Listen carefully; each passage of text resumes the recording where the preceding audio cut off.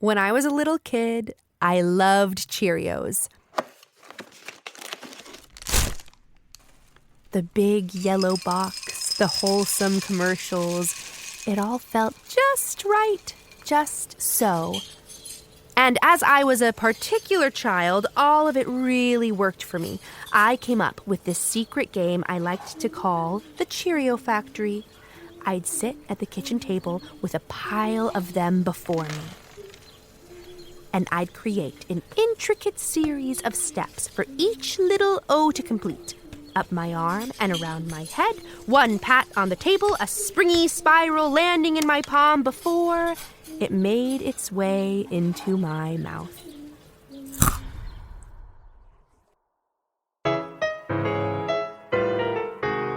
Met him on the corner of St. Mark's and 3rd Ave. He gave me a number that he figured I should have. I enjoy the game, the chase, 'cause I call all the shots. Said goodbye and that I'd maybe keep him in my thoughts. Oh, come on, just give me your number. I don't know. Do you really think you deserve it? That's ice cold. Yeah, well, what you gonna do? I can ask nicer. Boys are easy. Boys are lame. I see him walking. This guy's the same. Oh, boys are easy. I swear it's the truth. We'll meet tomorrow to gather proof. Tuesday afternoon and I decide to text the guy. Easy correspondence 'cause there's no need to be shy. Lafayette and Astor and again we're face to face. He insists the hottest bar is stationed at his place. But boys are easy. Boys are fun.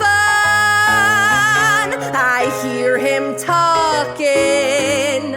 So, this tattoo is meant to represent bravery, but this one here is meant to represent strength. So, together they, have this whole story, you know?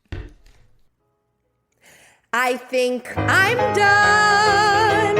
All boys are easy, and he's not the one. I'll grab just one kiss, and then I'll run. It's 9:45 p.m. on December 10th, 2013. Hey.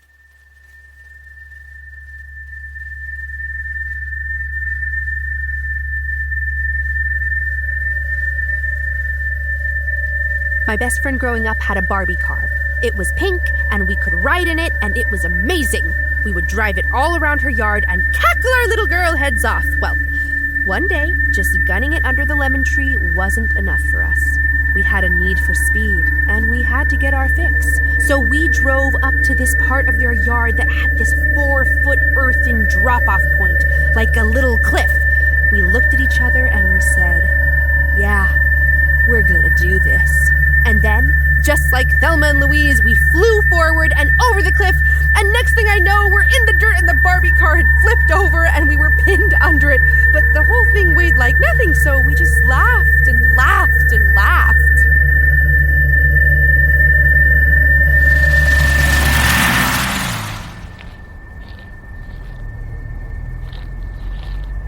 I walk the short distance home and up my stoop. I am my mother's dream. I sit inches from where it all begins, looking towards a life that every pointed toe and dotted I has rushed to meet.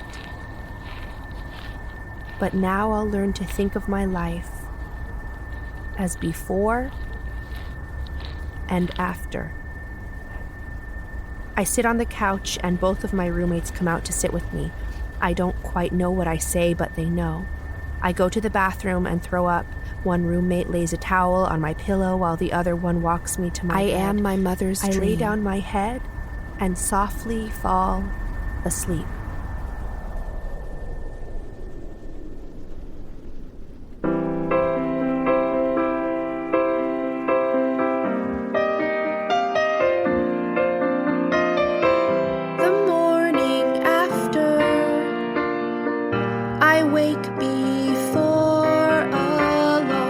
Early December, still sunlight works its charms. The towel on my cheek, so soft and yet so rough, laid lovingly by friends who know it's not enough. And my heart beats, always working, always trying. Gotta get ahead and climb. See that image, then delete it. Standing still will not become my crime.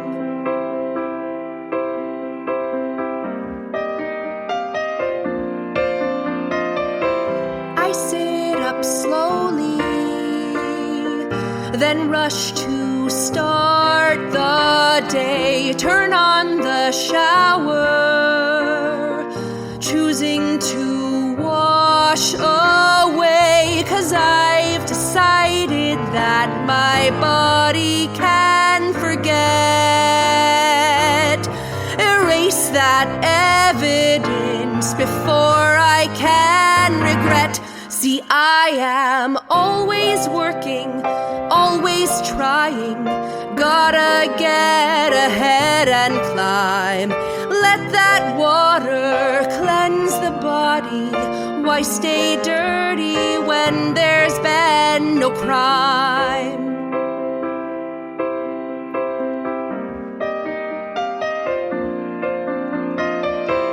I enter class now and sit down silently.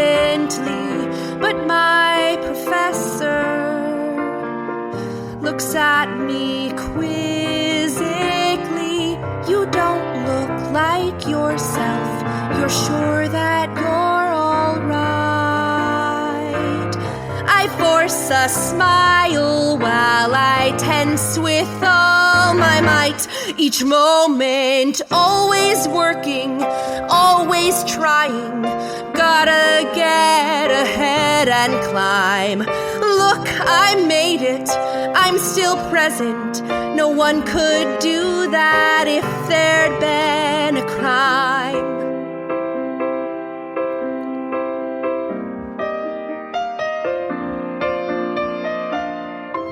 It's hours later. I sit stiffly in my bed. My next move haunts me. It rolls round and round my head. Last night I failed to call my mom on her birthday. But when I call to tell her why, how can I say, Mom, I'm sorry. I was trying. Now I'm not quite sure what to do. I don't want to tell this story. Her answer says what I always knew. You are not that girl who hides when given the choice. Step forward, please, my girl. You have to use your voice.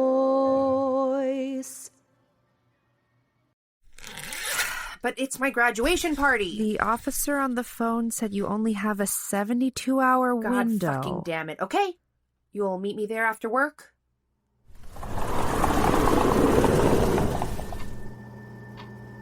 Count. 72-hour window and it's okay if you showered. Touch. Gloves examined for bruises. Gulp. A Dixie cup of morning after pills. Scrape. A pelvic exam. Collect. A used tampon. Brush. Pubic hair brushed out. Like an animal. Count. Touch. Gulp. Scrape. Collect. Brush. Like an animal. Count. Touch. Gulp. Scrape. Collect. Brush. Like an animal. Like an animal. Like a thing. Like an animal. Oh God, I am so stressed about work right now. Yeah? Are you still on that feature? I thought it just wrapped. It's 7:38 p.m. on February 15th, 2014. This is the kind of place that works as well as a 2 a.m. drunken haunt as it does a dinner spot for poor, just out of college kids. It's a comfortable Chinese restaurant on St. Mark's, and we're sitting at a big round table. Well, normally it's a comfortable restaurant, but it's just, this street. I am very comfortable on this street right now. Kind of impressive of me, actually. And I feel kind of cool because this is a table of film kids. I'm a nerdy theater person, so I'm so lucky to be steeped in their presence. Well, obviously I want Lupita to win, but we know it'll go to Meryl. That would be impossible. Why? Lupita is best supporting. Meryl is up for leading. Oh, duh. Sorry, I'm so behind on watching these Oscar noms. I don't even have to finish watching them to know leading will go to Cate Blanchett. For Blue Jasmine? Yeah, Hollywood loves a crazy white lady crashing and burning. Oh my God, is Kate okay? I was talking about the character. The character is of course. crashing and Gorgeous burning. performance. It'll be a contentious win if it goes to her, though. Why? Dylan Farrow. Oh, crap, of course. Yeah, her open letter is intense. I didn't know about any of the child abuse allegations before it because we were all so young when Mia Farrow and Woody Allen were divorcing. If Kate wins and there's more attention on him, I don't know. It's tough. So tough. Dylan Farrow is so clearly making it up. There's this buzzing in my ears. You think so? Absolutely. Gravity improved since yesterday. She's just like coming out of the woodwork now. Like, really? After all of these years? Well, that's not exactly true. I'm moving in slow motion, but life still races by. This was obviously a huge deal in the 90s when Woody Allen and Mia Farrow were splitting up, and I read Dylan's open letter in the Times. I think she was reacting to Diane Keaton praising his character at the Golden Globes. But why now, when he has all of this attention on him? She's just some girl who wants to get rich, get famous. She wants the attention. I'm the idiot. I'm the fool in a system that will never rule. I'm the silent woman who cannot smile back.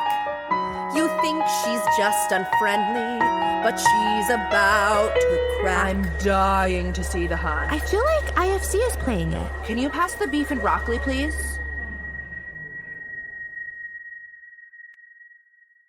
There's a building in Chinatown.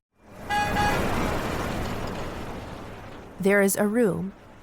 When you enter the concrete box on Center Street, look down at the municipal floor and know that I've walked there too. When you press the gold button to go up in the elevator, know that I've held my breath and pressed it too. When you use the bathroom with the bright white floors and shiny black stalls, know that I burned my fingers under the hot faucets too. When they buzz you into the office, know that I nervously grabbed a cup from the water cooler and gulped down heavily chlorinated water too. When you sit in the office with cream-colored walls that looks out onto another concrete box and speak, know that I held space there too. I hoped, and I prayed, and I dreamed.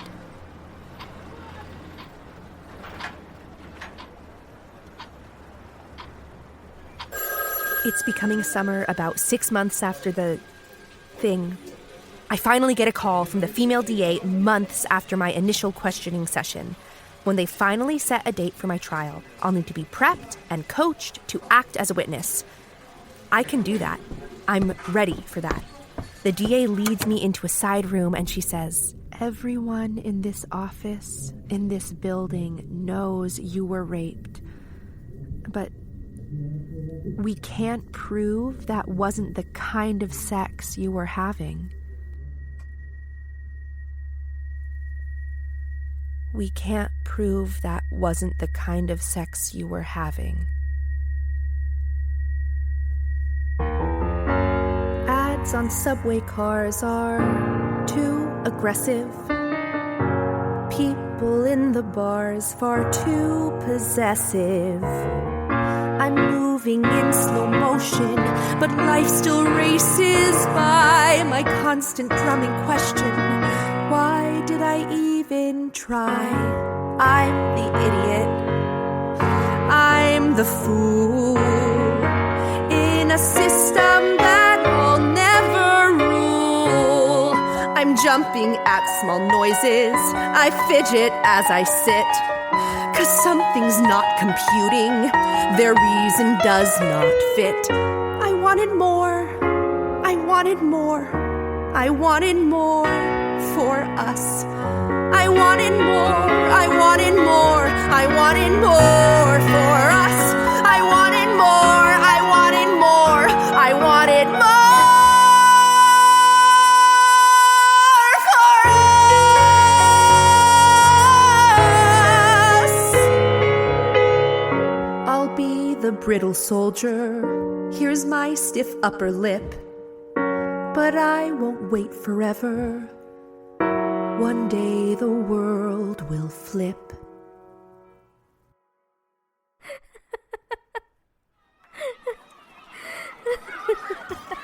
Ackerson Street Elementary School was not alternative in any way, but she was. We were in 5th grade, but different classes. I saw her around school, though. First, she cut her hair short, about to her chin. Then she dyed it purple a few weeks later. A 5th grader with purple hair? Damn. My mom had already told me I was too young to dye my hair, saying it wasn't healthy. I guess her mom hadn't told her that. One day, while I was walking into my classroom, I saw her outside talking to some teacher. I couldn't help staring, but I felt guilty because it looked like a serious conversation.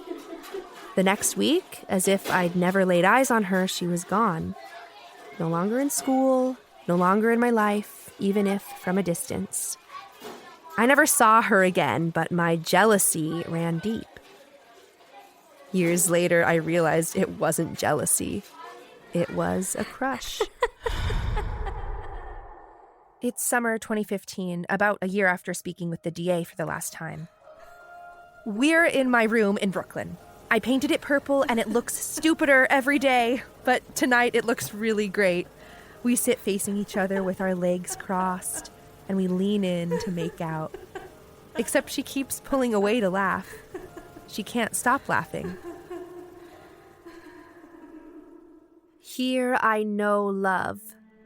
The painful, joyful sickness of it, the depth and elation. I open up myself and let another person come flooding in.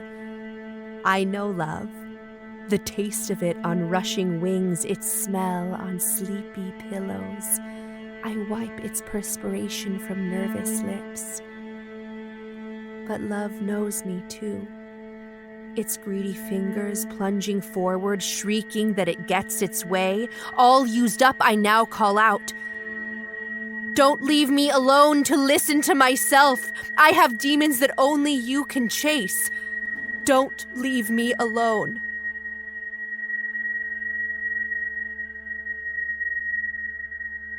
I thought that involving another person in the healing process would loosen up the scar tissue, or at least act as the gauze that I needed.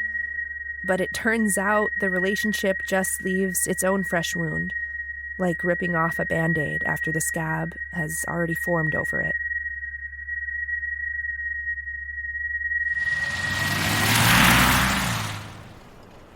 For a long time, I don't walk on St. Mark's between 2nd and 3rd Avenue where it happened.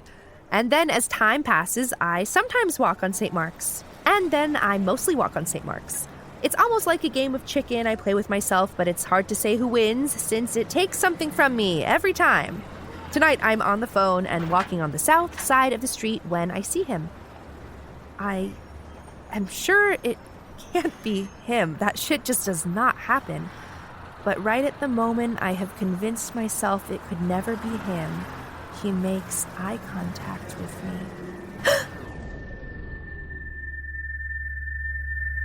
He walked me to the train that night years ago, and he kissed me. He kissed me. I drove around with my mom in her minivan a lot when I was little. I would look out the window at the foothills along the Los Angeles freeways and make up fantasy stories about being a sort of vigilante superhero. In these stories, I was always wearing my little denim vest that had beading on the bottom, and I was a kind of masculine Western protagonist, a little non-binary cowboy, if you will. My little stories continued through elementary school, often culminating in me saving other kids and my crushes from a school bully. When I found that denim vest as a teenager cleaning out a plastic container, I was shocked by how tiny it was. I felt so big in my stories.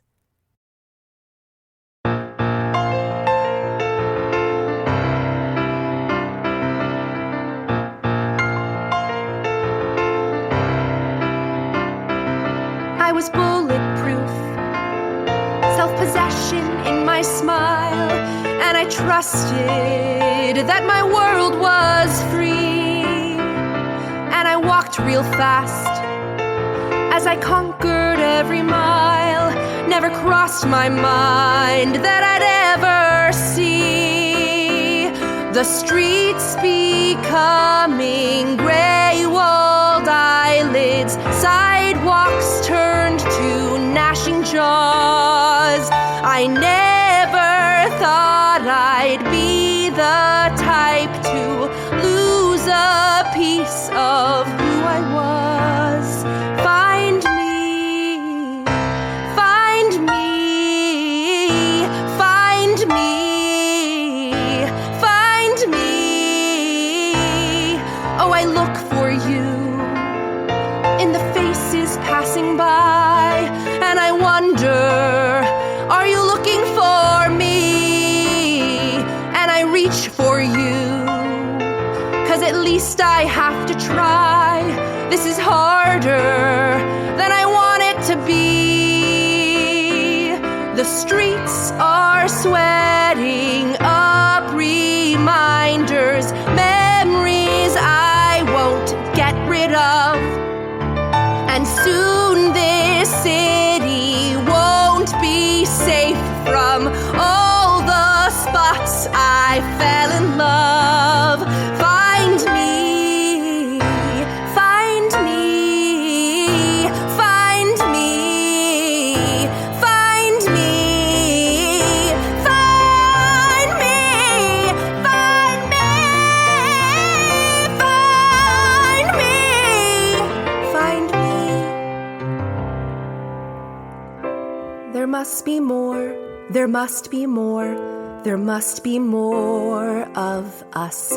There must be more, there must be more, there must be more of us. It's 2017, and I read every scrap of news about sexual misconduct allegations. I'm obsessed and obsessive like a rat parceling through the trash looking for food gems. Only my cheese and strawberries are the words of survivors. There are rumblings of change, but I still sit closeted alone. I don't think I ever felt closeted like this. I was lucky when I came out as queer. Lucky to have the family and friends I have. Lucky to be in New York. New York, my town, my big, big town that feels so small when I ask it to. I look out at the sea and I see her there, still standing, her torch held high. The Statue of Liberty. Liberty. Where is your anger, Lily? Why do you choke it down? I write it down, I delete it. I write it down, I delete it. This lady with a torch has left me yearning to breathe free, me. I hate to say it, but I say it. I say it sometimes. I can't unsay it, so I say it again. I can't delete it, so I own it, me. I start to hear more me. A trickle that becomes an ancient flood, and on the current of the many me, I hear a different Lady Liberty. I feel her lift us up just like her torch, a light that shines so bright it cracks apart our silent lips, a light that shines so bright we can't unsee it. And she said, and she said, and she said, send these, the homeless, tempest-tossed to me, to me, to me, to me, and we, so tired and so poor, toss off our crown of shame and shout for more. She tells the many that our words are true, a hand, a breath. I take her cue. Me too.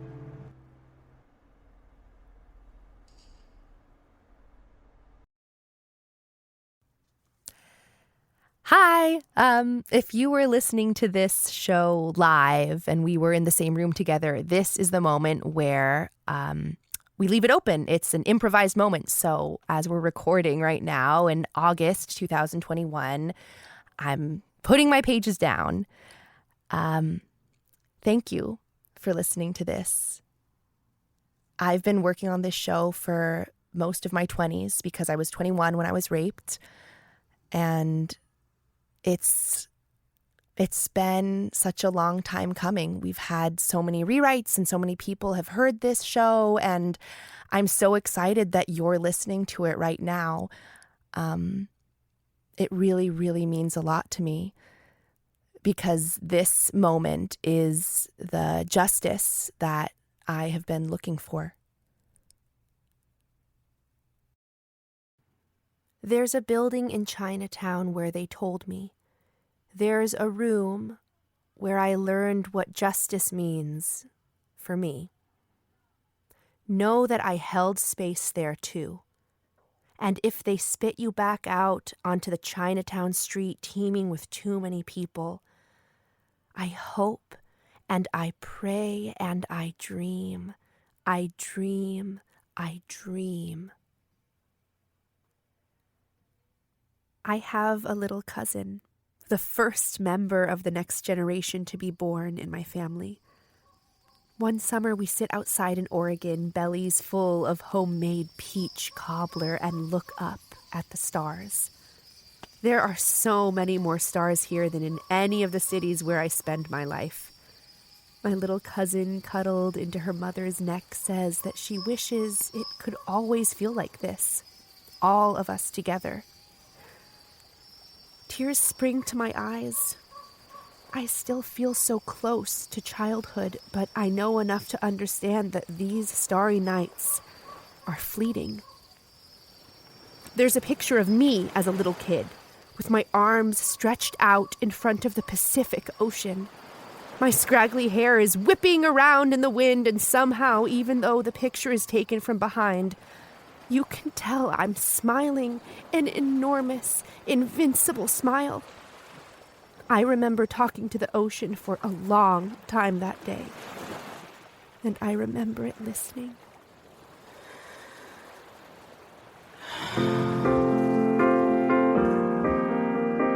Summer came again that year, fire like the sun.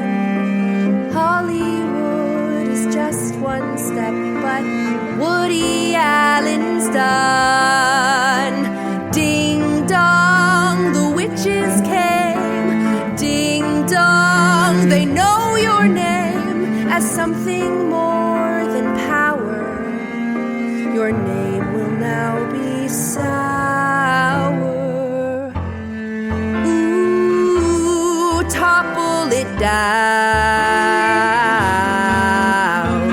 Ooh, feeling the ground start to shake. Pieces of me falling. Progress starts with crawling.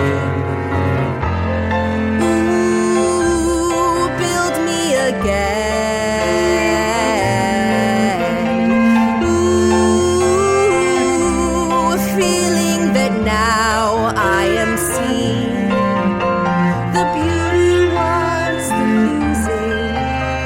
The joy is in the choosing. Is this an ending for me? Is there an ending for me? Is there an answer for us? At the corner of my cry, I start to break, and I know why. It's not a prayer, it's not a song. I start to laugh. It's been so long.